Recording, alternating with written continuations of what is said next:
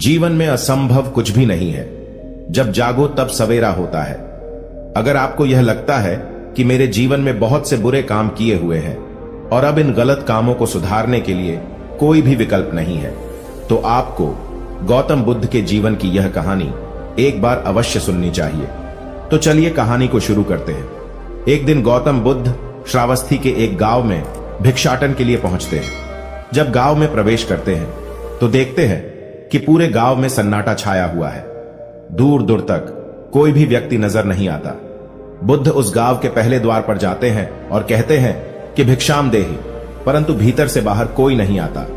बुद्ध दूसरे द्वार पर जाते हैं परंतु कोई दरवाजा नहीं खोलता। तीसरे द्वार पर जाते हैं परंतु उस द्वार से भी कोई व्यक्ति बाहर नहीं आता। फिर अचानक से एक दरवाजा खुलता है जिसमें से एक व्यक्ति बाहर निकलता है।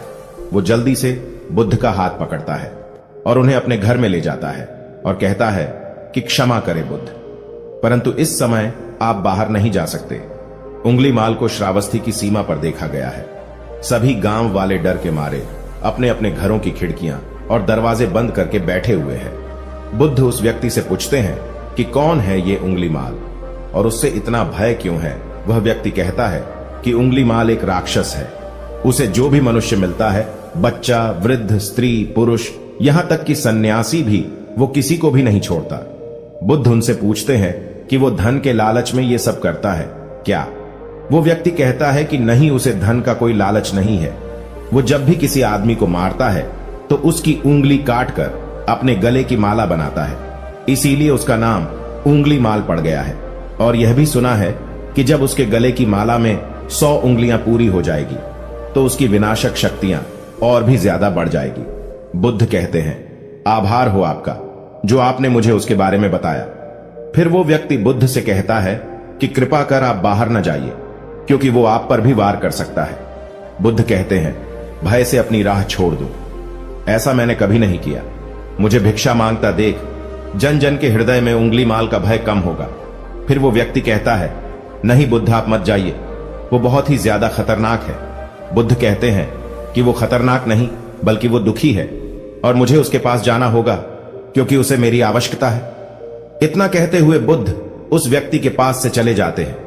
कुछ दूर चलने के बाद बुद्ध वन में प्रवेश करते हैं। वन में चारों ओर एक सन्नाटा छाया होता है। दूर दूर तक न तो कोई मनुष्य न कोई पशु पक्षी दिख रहा होता है, परंतु गौतम बुद्ध अपने मार्ग में आगे बढ़ते रहते हैं। अचानक बुद्ध के सामने उंगलीमाल आकर खड़ा हो जाता है। उसका रूप इतना डरावना है कि कोई भी व्यक्ति उसे देखकर ही भयभीत हो जाए। उसके गले में उंगलियों की माला होती है, चेहरा और हाथ रक्त से सने होते हैं और शरीर बलशाली होता है। उसका रूप इतना भयानक होता है कि किसी भी साधारण व्यक्ति के प्राण तो उसे देखते ही निकल जाए, परंतु बुद्ध पर उंगलीमाल के डरावने रूप का कोई असर नहीं होता है।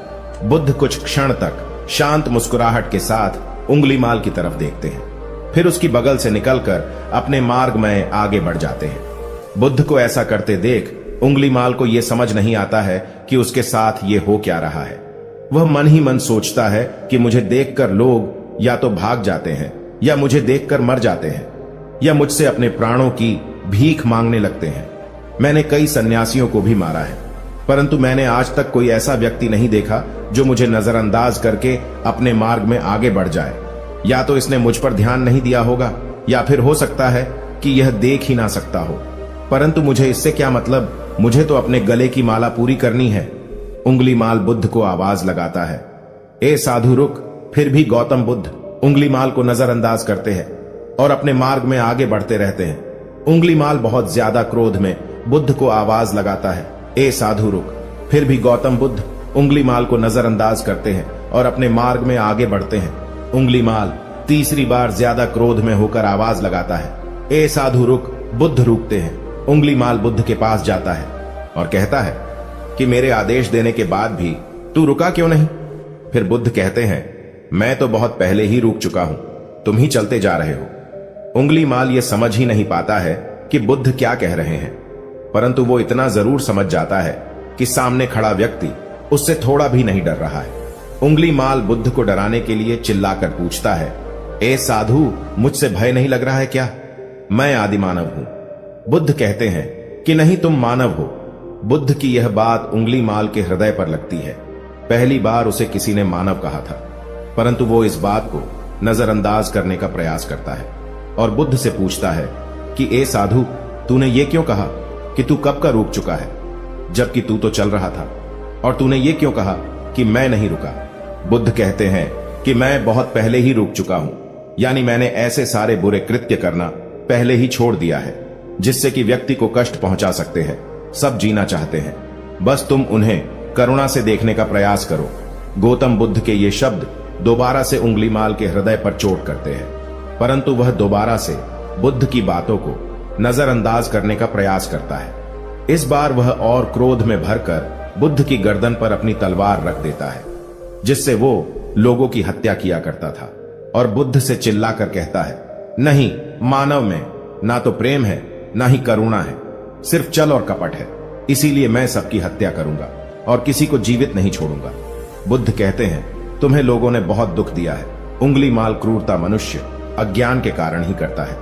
ईर्ष्या, द्वेष, मोह, माया ये सभी अज्ञान की संतानें हैं, परंतु वो व्यक्ति ही है जिसमें दया, करुणा और समझ का उदय भी होता है। उंगलीमाल यदि इस जीवन में क्रूर और निष्ठुर लोग हैं तो दयावान भी है। बस तुम्हें अपनी आंखों से इस अंधेपन की इस पट्टी को हटाना होगा जो तुम्हें केवल बुराई ही दिखा रही है। तीसरी बार बुद्ध शब्दों को सुन उंगलीमाल का खुद पर से संयम हट जाता है। उसे समझ नहीं आता कि पहली बार उसे अपने आप इतना कमजोर क्यों महसूस हो रहा है। वो कोशिश तो करता है क्रोध करने का, परंतु कर नहीं पाता है। वो बड़ी हिम्मत जुटाकर क्रोधित होने का नाटक करके बुद्ध से कहता है, तुम और व्यक्तियों जैसे नहीं हो। बुद्ध कहते हैं कि मैं हर व्यक्ति जैसा ही हूं, बस जागृत हूं और यह सिद्ध कर रहा हूं कि हर व्यक्ति में जागने की क्षमता है। मेरा मार्ग क्रूरता को दया में परिवर्तित करता है। उंगलीमाल, तुम अनजाने में घृणा के पद पर हो, बस इस क्षण रुक जाओ। तुम्हारे भीतर भी यह क्षमता है कि तुम दया और करुणा के पद पर भी चल सको। इतना सुनते ही उंगलीमाल के हाथ से तलवार जमीन पर गिर जाती है। उसकी आंखों से आंसू बहने लगते हैं। भला कोई कब तक बुद्ध को अनदेखा करेगा। उंगलीमाल रोते हुए बुद्ध से पूछता है कि क्या आप वही हैं जिन्हें लोग बुद्ध कहते हैं, जो लोगों को मुक्ति के मार्ग पर चलना सिखाते हैं। हाँ, मैं वही हूं, मैं तुम्हें मुक्ति के मार्ग पर ले जाना चाहता हूं। फिर उंगलीमाल कहता है, परंतु मैं अब बहुत दूर निकल गया हूं। मैंने बहुत हत्याएं करी है, बहुत पाप करे हैं। मैं अब चाहकर भी वापस नहीं लौट सकता और मेरा वापस लौटना अब असंभव है। बुद्ध कहते हैं कि असंभव कुछ नहीं है, जब जागो तब सवेरा होता है। उंगलीमाल कहता है, मैं अब पुनः जीवन की ओर नहीं मोड़ सकता, बहुत देर हो चुकी है। बुद्ध कहते हैं, तुम में इतनी चेतना है कि तुम जानते हो कि जो तुमने अब तक किया है वह बुरा था। इसका अर्थ यह है कि तुम जानते हो कि क्या अच्छा है और क्या बुरा है। उंगलीमाल, जिस दिन से तुमने अच्छा कार्य करना शुरू कर दिया, उस दिन से तुम्हारा एक नया जीवन शुरू हो जाएगा। फिर उंगलीमाल कहता है, मैं कितने भी अच्छे काम कर लूं, परंतु लोग मुझे उसी दृष्टि से देखेंगे और मुझे चैन से जीने नहीं देंगे। बुद्ध कहते हैं कि उंगलीमाल, यदि तुमने हिंसा का मार्ग छोड़ा तो मैं तुम्हें मार्ग दिखाऊंगा और तुम्हारा संरक्षण करूंगा और तुम्हें लोगों की घृणा से बचाऊंगा। बस पहला कदम तुम्हें ही उठाना होगा। उंगलीमाल पूछता है, क्या यह हो सकता है? बुद्ध कहते हैं, अवश्य हो सकता है। उंगलीमाल रोते हुए बुद्ध के चरणों में गिर पड़ता है और कहता है कि मैं आपको वचन देता हूं कि मैं सारे बुरे कृत्य करना छोड़कर और आपके पीछे करुणा के पथ पर चलना सीखूंगा। कृपा कर आप मुझे अपना शिष्य बना लीजिए। बुद्ध कहते हैं कि मैं किसी को अपना शिष्य नहीं बनाता, बल्कि व्यक्ति स्वयं मेरे संग से जुड़ जाता है। उंगलीमाल उसी समय बुद्ध का भिक्षु बन जाता है। इस कहानी से हमें यह सीखने को मिलता है कि लोग सोचते हैं कि उन्होंने बहुत सारे गलत काम किए हुए हैं, अब इन गलत कामों को सुधारने के लिए और कोई भी विकल्प नहीं है। इस पर गौतम बुद्ध कहते हैं कि चाहे अपने अब तक कितने भी बुरे काम क्यों न किए हुए हैं, लेकिन अगर आप एक विचार को अपने मन में लाते हैं कि अब मुझे कुछ सही करना है, तो वही विचार आपके रूपांतरण का कारण बन सकता है।